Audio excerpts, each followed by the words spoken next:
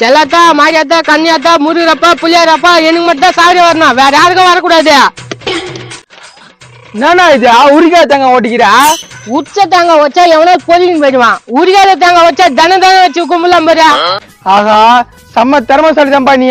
அதெல்லாம் கட்டிட்டோம், காலைல 5 மணி ஆகுது, இன்னும் விடிய கூட இல்ல. எங்க போய் பொறிக்கிட்டு வரா?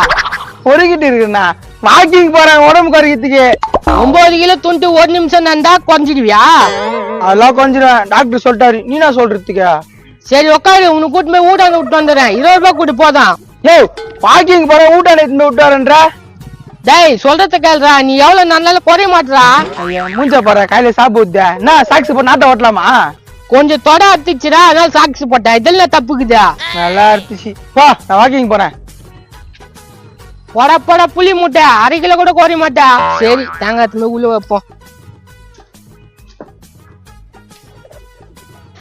இன்னைக்கு மழை பெய்யற மாதிரி இருக்குதா?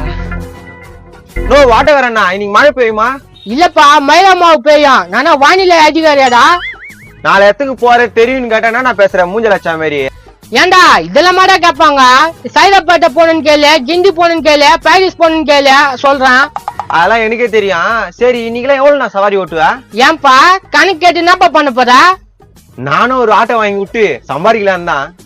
அடங்கொய்யால ஆட்டோ ஓட்டி சம்பாதிக்கிறது அவ்வளவு ஈஸியா போச்சாடா உங்களுக்கு? என்ன சவாரி வந்தா 100-200 போட்டுருவீங்க பில்ல? குழந்தை இது வரைக்கும் எவ்வளவு பாக்குது சவாரிக்கு போய்கிறா? நான் இதுவரை சவாரில போனது இல்ல, ஏன்னா ஆட்டோல போனா காசு அதிகம். மறக்காம இந்த வீடியோவை ஃபுல்லா பாருங்க, கீழே ஸ்கிரீன்ல கிளிக் பண்ணி